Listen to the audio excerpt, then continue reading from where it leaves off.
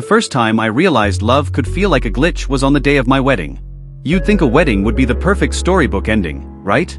White dress, flowers in bloom, music soft as a lullaby.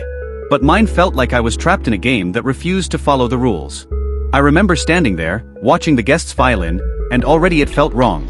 Some were dressed for a beach vacation, flip-flops and shorts, while others looked like they had come straight from a funeral. I wanted elegance, but what I got was chaos. And in that chaos, I saw the cracks in everything I thought was secure. I had spent months planning. Every detail, perfect. Every rehearsal, flawless. I picked my closest friend to stand beside me, my cousin to be the one who carried the rings, even convinced an old mentor to officiate. I thought I was weaving a masterpiece. But when the moment came, no one moved the way they were supposed to. "Please everyone, take your seats," I whispered, hoping order would return. Half the guests sat. The others ignored me completely, wandering, laughing, arguing. My father, who never shows emotion, rolled his eyes as if the whole thing bored him. My best friend smirked, whispering to someone behind her. It felt less like a ceremony and more like a rebellion. And then came the vows. The moment that should have been sacred. I turned to the officiant, ready to finally speak the words I had carried for years. But he just stood there, blank like a statue. No words. No blessing. Just silence. It was as if the world itself refused to marry us. Tried again.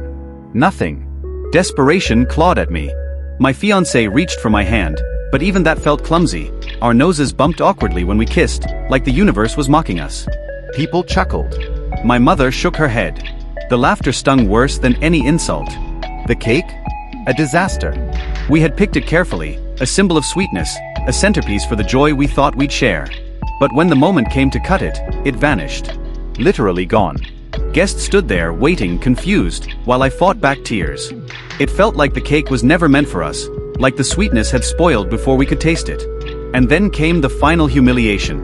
My maid of honor, the one I trusted most, showed up in the exact same dress as me.